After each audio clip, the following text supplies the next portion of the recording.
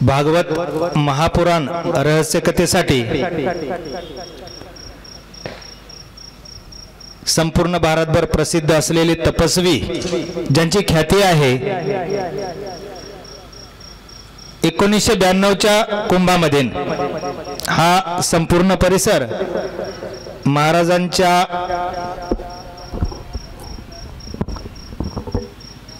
मार्गदर्शनाखाली संपूर्णपणे सजवण्यात आला होता।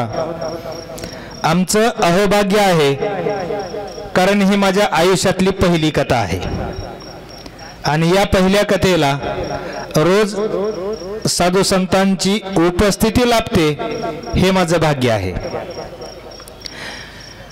भागवत महापुराण रहस्य कथा हा ग्रंथ परमपूज्य गुरुवर्य रामचंद्रजी डोंगरे महाराज यांनी रचलेला आहे। याच ग्रंथातून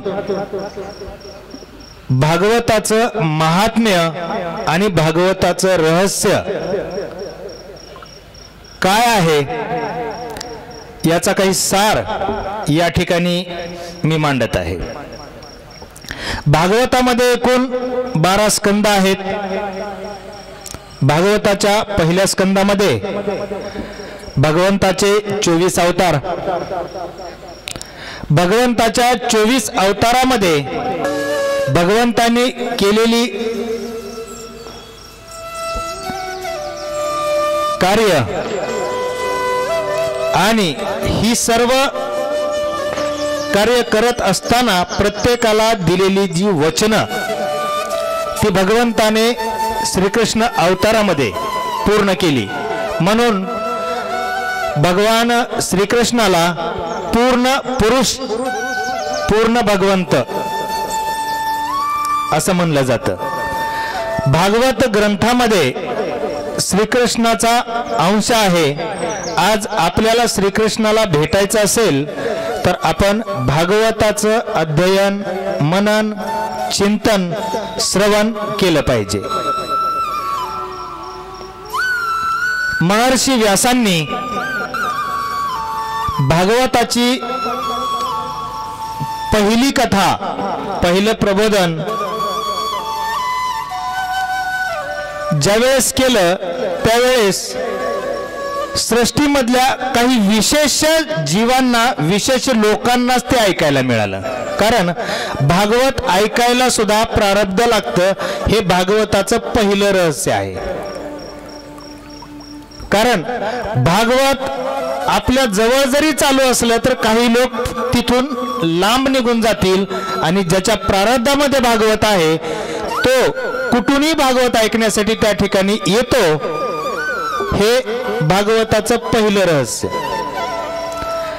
भागवतामध्ये भक्ती कशी असावी, समर्पण कसं असावं, परमेश्वराच्या समोर आपलं समर्पण कसं असावं हे सांगितलेलं आहे। परंतु समर्पण कसं असावं आणि ते समर्पण कुठं असावं हे पण तितकंच महत्त्वाचं आहे आणि याचाही सर्व सार भागवतात सांगितलेला आहे। भागवत ऐकणं, भागवत आचरण करणं, भागवतातला एक श्लोक जरी आपण आपल्या जीवनात आचरणात आणला तर आपल्याला मुक्ती मिळाल्याशिवाय राहणार नाही।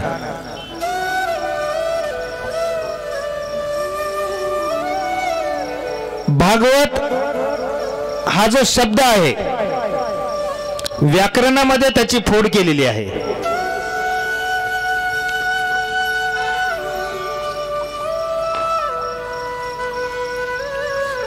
कारण ज्या वेळेस भागवताची रचना करत असताना भागवताचं संपूर्ण लिखाण, काल आपण श्री गणेश कलशाची स्थापना केली, गणेश पूजन केलं, गणेशजींनी केलं आणि गणेशजींनी लिखाण करत असताना काही अटी व्यासांना टाकल्या की मी लिखाण करेन, पण कसं करेन? न थांबता.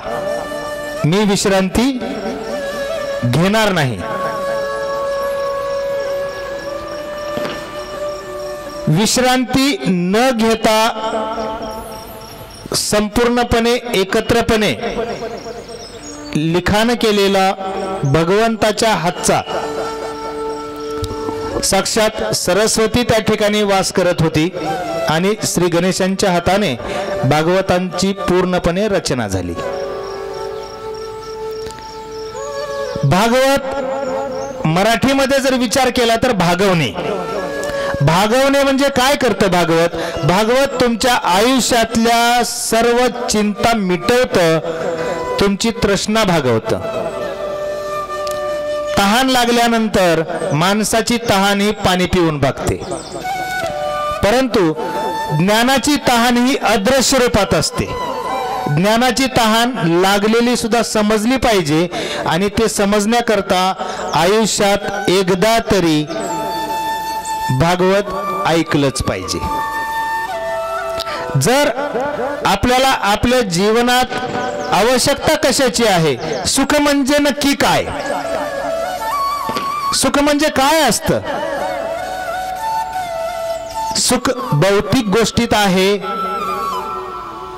का आंतरिक गोष्टीत आहे? सुखाची खरी व्याख्या आयुष्यभर माणसाला पडलेली असते, प्रत्येक जीवाला पडलेली असते.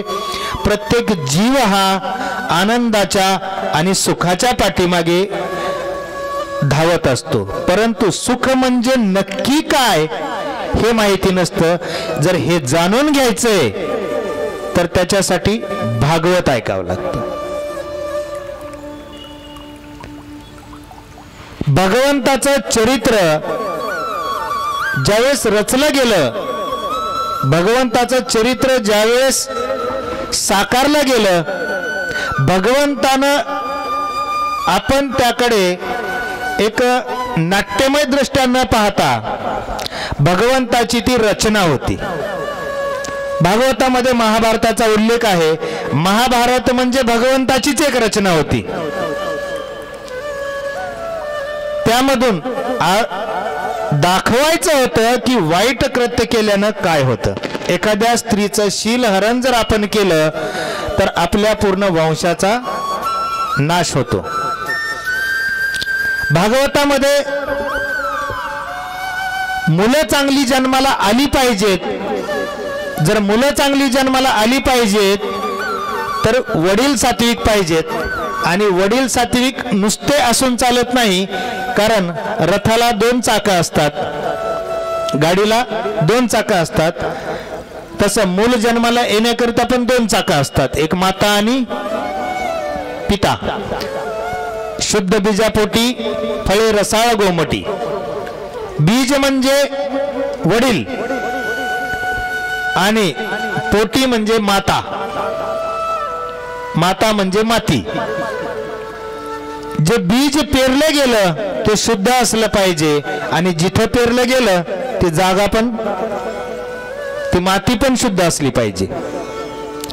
जर दोघांपैकी एकही वस्तू बिघडली तर धुंदोकारी सारखा पुत्र जन्माला यायला वेळ लागत नाही. आणि जर असं कुठं घडलेलं असेल तर त्यातून सुद्धा मुक्ती मिळवता येते, हे भागवतात शिकवलं जातं. आपल्या पोटी जन्माला येणारं मूल हे आपल्यासारखंच असेल असं आपण सांगू शकत नाही, परंतु आपले संस्कार जर एखाद्यावर पडले तर ते मूल तुमचं व्हायला वेळ लागत नाही. याचं उदाहरण भगवान गोकर्ण रूपाने भागवतात सांगितलेलं आहे. अशा बऱ्याच गोष्टी ज्या की दैनंदिन जीवनामध्ये आपण जर आत्मसात केल्या तर आपणाला दुःख म्हणजे काय असतं याची भनक सुद्धा लागणार नाही, याची चाहूल सुद्धा लागणार नाही. जर आयुष्यात सुखाचा आनंद घ्यायचा आहे तर तो आतमध्ये शोधा, आणि हा सगळा आनंद फक्त भगवान परमपिता भगवान श्रीकृष्णाशिवाय इतरत्र कुठेही मिळणार नाही, जे भागवताच्या पहिल्या श्लोकामध्ये,